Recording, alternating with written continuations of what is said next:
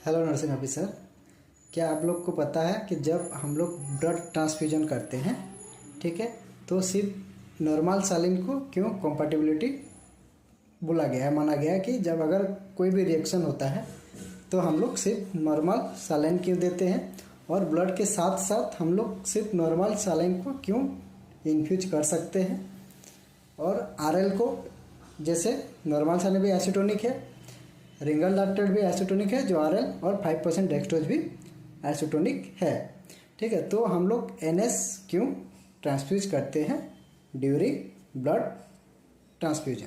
ठीक है, तो एनएस क्या है, हम लोग का एक आइसोटोनिक है, आरएल कॉन्ट्रा इंडिकेटेड है और 5D भी कॉन्ट्रा इंडिकेटेड है।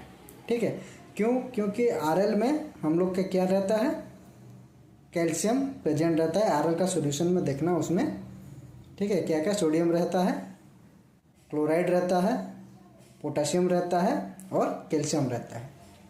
तो वो कैल्शियम क्या कर सकता है, हम लोग का जो ब्लड का जो बैग आता है, ब्लड बैग में, ब्लड बैग को उधर कोआगुलेंट दिया जाता है, एंटी कोआगुलेंट दिया जाता है जो कि ब्लड को क्लॉट होने के लिए रोकता है।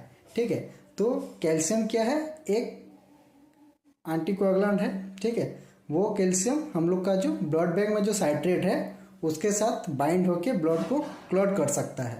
ठीक है, इसलिए हम लोग आरएल ट्रांसफ्यूज नहीं करते हैं ड्यूरिंग ब्लड ट्रांसफ्यूजन। नेक्स्ट हो गया हम लोग का 5% डेक्सट्रोज हम लोग क्यों नहीं दे सकते, क्योंकि 5% डेक्सट्रोज में हाई लेवल ऑफ डेक्सट्रोज क्या कर सकता है, हम लोग का जो आरबीसी है, ब्लड का जो आरबीसी है उसको डिस्ट्रक्शन कर सकता है, जिसको हम लोग हेमोलाइसिस बोलते हैं।